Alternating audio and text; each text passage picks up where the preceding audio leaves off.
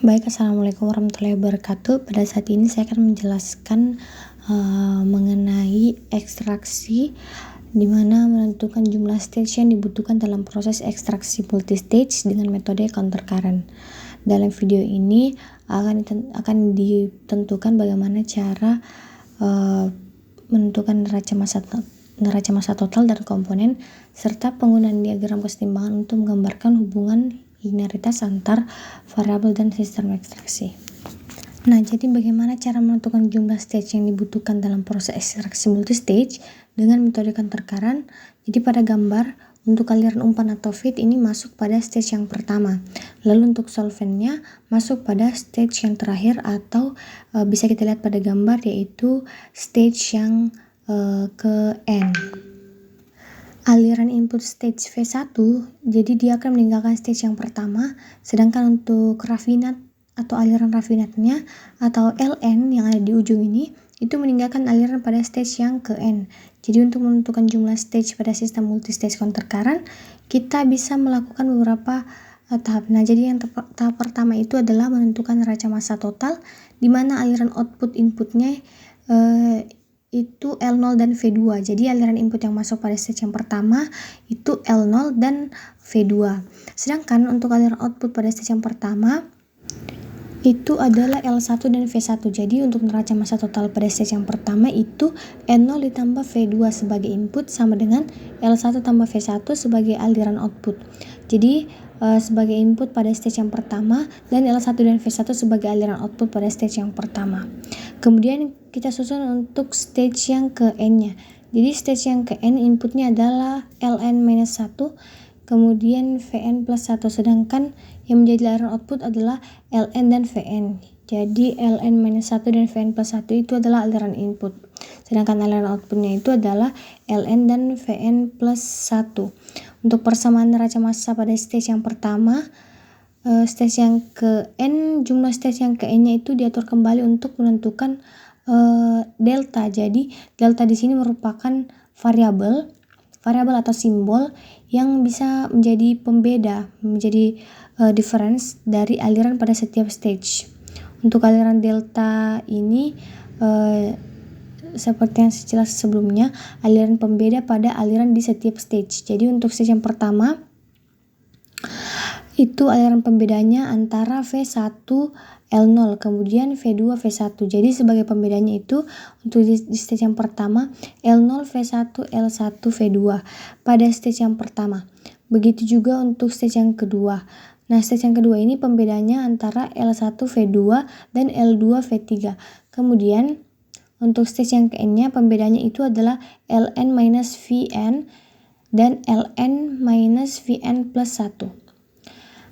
Ini merupakan variabel pembeda atau difference untuk menentukan jumlah stage-nya. Jadi kita harus menentukan posisi titik deltanya untuk mengetahui berapa stage yang dibutuhkan. Variabel delta yang sudah kita susun di stage yang pertama, jadi deltanya itu L0 V1, L0 plus 1, terus Ln Vn plus 1 yang menuju ke N-nya, dan Ln Vn plus 1 jadi deltanya ini merupakan difference pada aliran stage yang pertama. Kemudian stage yang ke N dan stage yang terakhir, jadi huruf N kapital di sini itu menunjukkan kalau rafinat, jadi aliran rafinat terakhir. Setelah itu kita susun dan dicantumkan. Bisa kita lihat pada persamaan 12.7 sampai 8. Di situ dijelaskan neraca massa komponennya. Untuk menyelesaikan sistem multistage counter current, paling tidak itu kita membutuhkan minimal dua persamaan yang kita pakai untuk neraca massa total. Jadi neraca massa komponen bisa, untuk neraca massa komponen ini bisa ditinjau dari komponen ekstrak. Nah, solvingnya dan komponen untuk solutnya, karena kita membutuhkan minimal 2 neraca massa komponen. Setelah itu disusun persamaan 1278, 1279, 12710. Kita bisa menuliskan poin posisi deltanya. Jadi untuk posisi titik deltanya itu setelah dari persamaan 12, 78, 79 dan 710, kita susun kembali di persamaan 12, 711-nya. Jadi untuk delta pada stage yang pertama itu adalah L0 V L0 sama dengan delta V1, kemudian stage yang ke N-nya itu adalah Ln sama dengan delta plus Vn plus 1. Kemudian untuk stage yang terakhir itu adalah Ln sama dengan delta plus Vn plus 1. Jadi kalau dilihat dari persamaan 12, 7, 11, delta di sini pada stage yang pertama, delta pada stage yang ke N, dan delta pada stage yang ke N yang terakhir itu merupakan titik yang akan mempertemukan garis L0 V1. Jadi garis L0 V1, kemudian garis Ln Vn plus 1 dan garis Ln Vn plus 1. Untuk menjelaskan terkait dengan kebutuhan jumlah stage-nya, kita akan mencoba menyelesaikan contoh yang ada pada slide. Nah, jadi sistem data kesetimbangannya ini masih sama dengan yang sebelumnya, yaitu asam asetat, H2O, dan isoprofil ether yang menjadi sistem kesetimbangannya. Jadi diketahui pure isoprofil ether, yang berarti kalau pure itu berarti komposisi isoprofil ethernya yang digunakan sebagai solvent tentunya itu 100% konsentrasinya atau fraksinya sama dengan 1. Jumlah isoprofil ether yang digunakan sebagai solvent itu sebesar 400 kg per joule. Jadi ini digunakan untuk mengekstrak larutan. Terus 150 kg yang mengandung 30% asam asetat. Jadi solutnya di sini sebagai komponen A itu yang menjadi solutnya adalah asam asetat, dan komponen C sebagai solvent itu adalah isoprofil ether. Sedangkan komponen B sebagai diluent dalam hal ini adalah komponen pembawa, itu adalah komponen B yaitu H2O yang diinginkan pada konsentrasi asam asetat pada fase 10%. Berarti 10% ini adalah X N-nya. Nah, XN-nya itu adalah 0,1. Kemudian Cn plus 1 sama dengan 1. Kemudian L0-nya sama dengan 150 kg per joule. Kemudian Vn plus 1 itu sama dengan 450 kg per joule. Jadi di sini kita diminta untuk menentukan berapa sih jumlah stage yang ada pada proses counter current extraction H2O asam asetat isoprofil ether. Jadi masih tetap sama. Jadi kita diminta menggambarkan kurva kesetimbangan untuk sistem asam asetat isoprofil ether H2O pada XY diagram. Jadi pada sumbu X-nya ini di sini kita pakai komponen A sebagai solut. Di sini dalam hal ini adalah asam asetat sebagai komponen A, sedangkan pada sumbu Y itu adalah komponen C. Baik di fase ekstrak maupun di fase rafinatnya, untuk menentukan kurva, untuk menentukan jumlah stage yang dibutuhkan, paling tidak kita itu harus menentukan posisi Vn plus 1, kemudian posisi L0, posisi Ln, kemudian posisi V1, lalu posisi Vn dan posisi Ln. Jadi untuk di sini N-nya di sini, jadi Vn maupun Ln itu bisa kita gambarkan setelah kita menentukan di mana posisi Vn plus 1, L0, Ln, V1-nya. Jadi nanti kita akan hubungkan melalui satu titik yang namanya delta.